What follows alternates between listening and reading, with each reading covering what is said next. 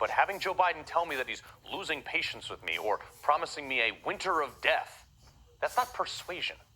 That's coercion. Avoiding my questions makes me ask more questions, not blindly comply. And I think you should start feeling the same way.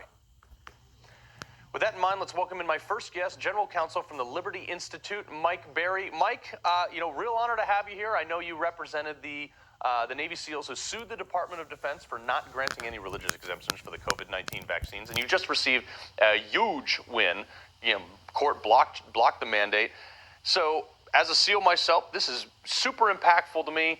Tell us a little bit about this win. Tell us about what you see is coming. Well, thanks, Carl. It's great to be with you.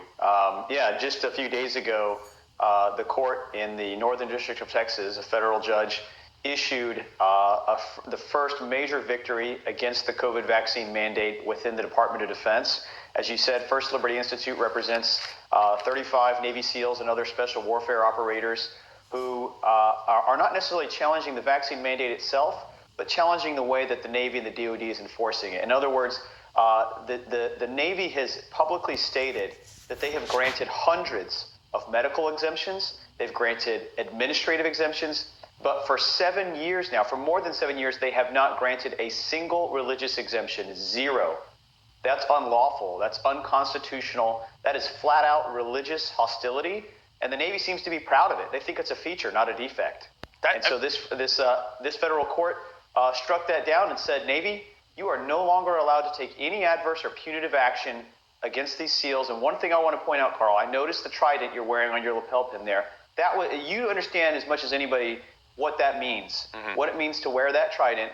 And that was one of the things that the Navy was doing to these men was either ordering them or threatening them that even if you get your religious exemption approved, we're going to take that trident from you and you're no longer in the SEALs. That's absolutely bananas to me. And folks, for people who don't understand at home, when you go through, when you're in the Navy, when you're a SEAL, being a SEAL is an additional proponent to being in the Navy. So at any point, if any command for any reason wants to say, you know what, I actually don't want you to be a SEAL anymore, they can just reach down and pluck that thing right off your chest. And there's nothing you can do about it. It is an administrative action that is not a legal proceeding. So if they say, oh, we think that because you didn't get the vaccine that we're going to punish you, we're going to take your bird, that's what they call it, they can actually do that. And there's virtually no recourse for a SEAL to challenge that. So I'm glad you brought that up because I've seen a number of administrative actions taken for these people. Now, you have this non-judicial punishment, NJP, in the military, which is probably where they wanted to keep this, not on the legal level, because people like yourself, Mike, then get to weigh in a court of law with, facts and evidence and data. But tell us a little bit about the argument the military made against this case. Well, their argument's been the same talking point that they've been parroting from day one. Oh, this is all about the mission. This is about, enforce strength and readiness. And my question is, what was our military doing for the 15 or 16 months during the pandemic when we didn't have a vaccine, right? Starting in roughly March of 2020, all the way through August of 2021, when the vaccine finally became mandatory, was our military somehow not ready, not able to accomplish its mission? And we knew that was going to be a question that the court wanted to hear or wanted an answer to. And we actually presented evidence. We had several of the SEALs come in and testify, and one of them even told the court, what are you talking about? I received an award, a commendation for doing my job and going above and beyond during the pandemic, during the time when there was no vaccine, and the Navy actually awarded me and said, you did a fantastic job despite the challenges presented by this pandemic.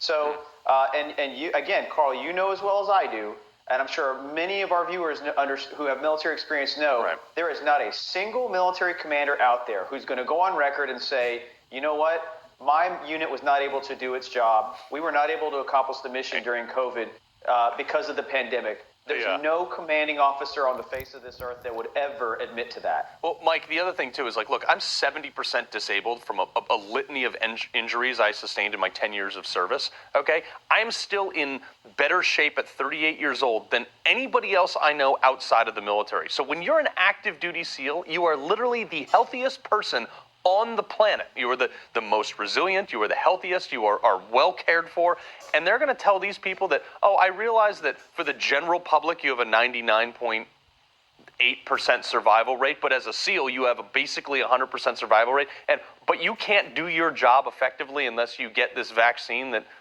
you don't need. I mean, what kind of garbage is that? Well, here's the other thing too. Let's apply a little bit of common sense and logic, which I know common sense was an uncommon virtue in the military these days. But okay, if the whole argument is we need as many capable people ready to fight, ready to defend this nation, and if you happen to get COVID, you're not going to be quite as ready to fight, and we're going to be down 1 or 2 or 5 or 10 men, and that's going to hurt our military readiness. Okay, well then how does kicking them out help military readiness? Yeah. Right? So if the only options are get the vaccine so that we can make sure we have as many people available to fight as possible, or else we're going to kick you out. You can't okay, so so dumb. Carl, you said let's talk about data. Okay, let's use a little bit of data here. All right, the SEALs and other special warfare operators we represent collectively 350 years of military experience, over 100 combat deployments. All right, you can't replace that by snapping your fingers. Right. Okay, I can't go over to Coronado and tell the guy, hey, I need 150 the equivalent of 150 combat deployments from the guys that are coming off of buds. No. You can't do that. It takes years to develop that kind of leadership. I agree. And experience.